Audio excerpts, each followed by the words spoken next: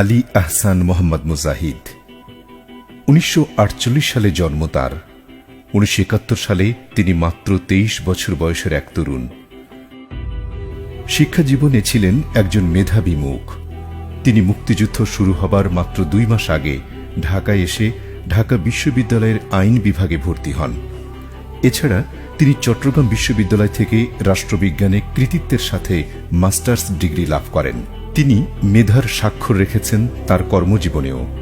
তিনি বাংলাদেশ পাবলিকেশনস এবং দৈনিক সংগ্রামের সাবেক চেয়ারম্যান, সাপ্তাহিক সোনার বাংলা এর পরিচালক এবং পরবর্তীতে ইংরেজি সাপ্তাহিক দি রাইজিং সানের সম্পাদক হিসেবে দায়িত্ব পালন করে আসছিলেন। রাজনৈতিক জীবনে এক সময়ের জনপ্রিয় ছাত্রনেতা এবং পরবর্তীতে বাংলাদেশ জামায়াতে ইসলামীর সেক্রেটারি জেনারেলের দায়িত্ব পালন করেন। তিনি ছিলেন জোটভিত্তিক রাজনীতির রূপকার এবং সাবেক সফল ও দুর্নীতিমুক্ত সমাজ কল্যাণমন্ত্রী। ১/১১ সরকারের সময় সাহসী ও পরীক্ষিত রাজনীতিবিদ। প্রচলিত মূল্যবোধবিহীন রাজনীতিতে যিনি তার প্রজ্ঞা, মেধা, সততা, রাজনৈতিক স্বচ্ছতা এবং মূল্যবোধের দৃষ্টান্ত দিয়ে সকলের দৃষ্টি আকর্ষণ করেছেন। এছাড়া তিনি অসংখ্য সামাজিক ও ধর্মীয় প্রতিষ্ঠানের পেছনের কারিগর এবং লিয়াজ কমিটির প্রভাবশালী সদস্য। মুক্তিযুদ্ধের পরে যিনি দেশে থেকেই পড়াশোনা করেছেন, চাকুরি করেছেন, যার বিরুদ্ধে মুক্তিযুদ্ধকালীন কোনো অপরাধে বাংলাদেশের কোনো জেলায় একটি মামলা, এমনকি একটি জিডিও হয়নি, সেই নিরীহ ও নির্দোষ মানুষটি যখন হয়ে উঠলেন রাজনৈতিক প্রতিদ্বন্দ্বী এবং জনপ্রিয় নেতা, তখন হঠাৎ করেই স্বাধীনতার 40 বছর পর 2010 সালে যা আগে কখনো শোনা যায়নি, এমন সদ্য গজে ওঠা কিছু অভিযোগের ভিত্তিতে বাংলাদেশের আন্তর্জাতিক অপরাধ ট্রাইব্যুনাল তাকে গ্রেপ্তার দেখায়। তার বিরুদ্ধে তৈরি করা হয় একের পর এক মনগড়া অভিযোগ। ঢাকা বিশ্ববিদ্যালয় আইন বিভাগে ভর্তি হন। 1971 সালে ওনার বয়স হবে 22 থেকে 23 বছর। মাত্র ঢাকা শহরে এসেছেন, পরিচিত হচ্ছেন, রাস্তাঘাট চিনতেছেন, এরকম একটা ব্যাপার। এবং উনি ওনার সম্বন্ধে ওনার বিরুদ্ধে যে অভিযোগগুলো আনা হয় সেগুলো আসলে সত্যের লেশ মাত্র নেই, এই জন্য যে একটা ছাত্রের পক্ষে আসলে কতটুকুই বা কী করা সম্ভব। এখানে একটা হিসাব বুঝতে হবে, সেটা হচ্ছে উনি কিন্তু দলের মহাসচিব 2000 সালে, বা দেশের মন্ত্রী হয়েছেন উনি 2001 সালে। 1971 সালে কিন্তু উনি দেশের মন্ত্রী ছিলেন না। ওই সময় উনি ছাত্র ছিলেন। ওই সময় উনি কোনো সরকারি দায়িত্বও ছিলেন না, দলেরও কোনো দায়িত্ব ছিলেন না। একজন ছাত্রনেতা হিসেবে তার কোনো সরকারি বা বেসামরিক বা সামরিক কোনো পক্ষের কারোর সাথে তার কোনো বৈঠক হয়েছে, কোনো আর্মি জেনারেলের সাথে উনি আদৌ কোনোদিন কোথাও বসেছেন, এরকম কোনো তথ্য বা ছবি আমরা এখনো পর্যন্ত পাই না। এটা আসলে নেই। ছাত্র আন্দোলন ছিল মানুষের, একজন ছাত্রের পাঠ্যবইয়ের বাইরে তার ব্যক্তিত্ব বিকাশ সাধন করার ব্যাপারে একটি সংযোগ। ছাত্র আন্দোলন ছিল একটা ছাত্রের প্রতিভা এবং মেধা বিকাশ সাধন করার একটা সংযোগ। তার বিরুদ্ধে অসংখ্য অভিযোগ সাজানো হলেও এর মধ্যে 6 নম্বর অভিযোগে তাকে মৃত্যুদণ্ড দেয়া হয়। আসুন দেখি কি বলা ছিল এই অভিযোগে এবং এর বিচার প্রক্রিয়া বা কেমন ছিল।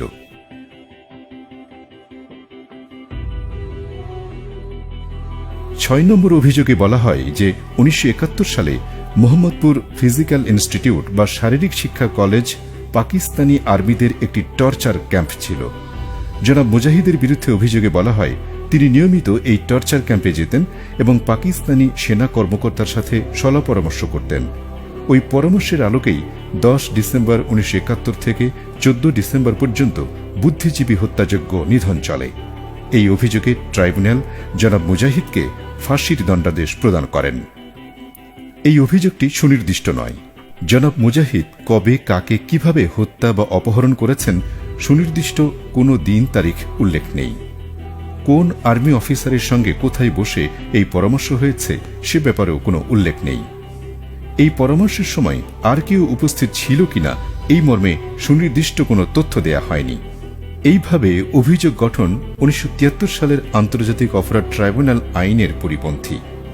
তাছাড়া কোনো বুদ্ধিজীবী পরিবারের কোনো সদস্য কিংবা যারা এই ফিজিক্যাল ট্রেনিং ইনস্টিটিউটের কথিত ঘটনার ভিকটিম তাদের কারো স্ত্রী বা সন্তান সন্ততি ট্রাইব্যুনালে এসে জনাব মুজাহিদের বিরুদ্ধে কোনো সাক্ষ্য প্রদান করেননি। এই মামলার একমাত্র প্রত্যক্ষদর্শী সাক্ষী রুস্তম আলী মোল্লা। 1971 সালে তার বয়স ছিল 14 বছর। তার বাবা রহম আলী মোল্লা ওই ফিজিক্যাল ট্রেনিং ইনস্টিটিউটের সিকিউরিটি গার্ডের চাকুরি করতেন। সে এখনও জীবিত আছে, কিন্তু রাষ্ট্রপক্ষ তাকে সাক্ষী হিসেবে আদালতে হাজির করেনি। ওই সময়কার প্রিন্সিপাল বা অধ্যক্ষ এখনও জীবিত আছেন, তাকেও এই মামলার সাক্ষী করা হয়নি। তদন্তকারী কর্মকর্তা স্বীকার করেছেন যে তৎকালীন কোয়ার্টারে থাকা কোনো স্টাফ, অধ্যাপক বা অন্য কোনো কর্মকর্তা কর্মচারীকে তিনি এই ঘটনায় জিজ্ঞাসাবাদ করেননি। প্রাপ্তবয়স্ক কাউকে এই ঘটনায় সাক্ষী না করে 14 বছরের একজন বালককে সাক্ষী করা আইনের দৃষ্টিতে গর্হিত কাজ। সে ছিল নাবালক। সে নিজেই স্বীকার করেছে তার বাবা সার্বক্ষণিক গার্ডের কাজ করতেন। এটি হাস্যকর যে সে তার জবানবন্দিতে বলেছে এই ঘটনা সংক্রান্তে সে তার বাবার চেয়েও বেশি জানে। এহেন পরিস্থিতিতে এই সাক্ষীর উপর নির্ভর করে মাননীয় ট্রাইব্যুনাল জনাব মুজাহিদকে বেআইনিভাবে মৃত্যুদণ্ড প্রদান করেছেন। সবচেয়ে বড় কথা হল, তার বাবা রহম আলী বিভিন্ন টিভি সাক্ষাৎকারে ঘটনার বর্ণনা করলেও জনাব মুজাহিদকে তার সাথে সম্পৃক্ত করেননি। বেশিরভাগই দেখছি বিহারি, না বাঙালি খুব কম, দুই একজন বাঙালিও চিনতাম না। চিনতাম যদি বাড়ি ঘরে থাকলে থাকতে চিনতাম, ওরা অর্থ নাই তো। মিরপুর আর মোহাম্মদ বিহারি তো চলে গেছে। এই সাক্ষী একজন অসৎ সাক্ষী, কেননা সে জেরায় স্বীকার করেছে, আমি কোনো স্কুলে লেখাপড়া করিনি, তবে চাকুরির জন্য 5ম শ্রেণী পড়া একটি সার্টিফিকেট গ্রহণ করেছি। সে বলেছে, আমার পিতা ফিজিক্যাল ট্রেনিং কলেজের কোন পদে চাকরি করতেন সেটা আমার জানা নাই। এটা কি হতে পারে? কোনো সন্তান তার পিতার চাকুরির পদ ও পদবি নিয়ে কিছু জানবে না? এটা কি সম্ভব? সে আরও জানায়, 1971 সালে ফিজিক্যাল ট্রেনিং কলেজের টর্চার সেন্টারে নির্যাতিত এমন কারো নাম আমি বলতে পারবো না। যাদেরকে টর্চার সেলে নির্যাতন করা হতো তারা বুদ্ধিজীবী ছিল শুনেছি।